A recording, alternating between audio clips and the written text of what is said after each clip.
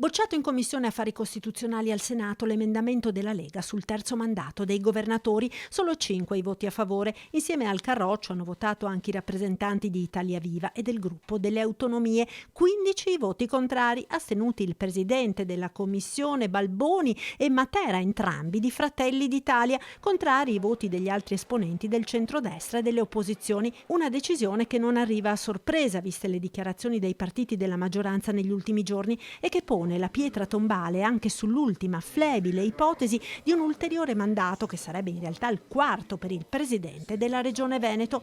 Lapidario il commento del diretto interessato. L'ho già detto con serenità martedì scorso, dichiara Luca Zaia. Per me la partita sul terzo mandato era chiusa, non ero minimamente a conoscenza della presentazione dell'ennesimo emendamento, la legge è chiara e le leggi vanno rispettate, conclude.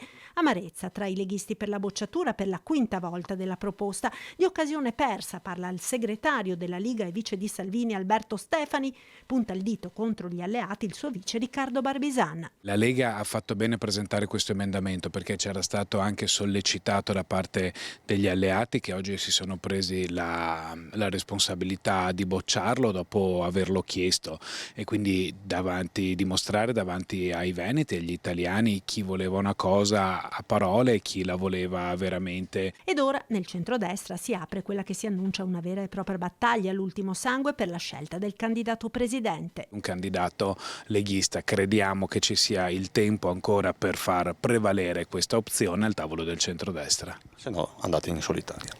Se no, come abbiamo già detto, valuteremo ogni possibilità e anche quella di correre da soli. Rincara la dose il presidente dell'intergruppo Lega Veneta in Consiglio regionale. È arrivato il momento di mettere assieme tutte le nuove risorse, i giovani che sicuramente non ci mancano, insieme agli amministratori d'esperienza, per difendere quella che è la nostra linea del Piave. No convinto da Forza Italia, che ha sempre ribadito a tutti i livelli la propria contrarietà all'innalzamento del tetto. Ci sono dei grandi temi che sono le risposte che si aspettano i cittadini, le cittadine, gli imprenditori del nostro Veneto, e adesso speriamo che si cominci a parlare di questo, che poi è la parte più importante rispetto alla prossima sfida elettorale. È l'ora della responsabilità delle forze di centrodestra, secondo l'UDC. Serve un passo avanti collettivo, non prove di forza individuali.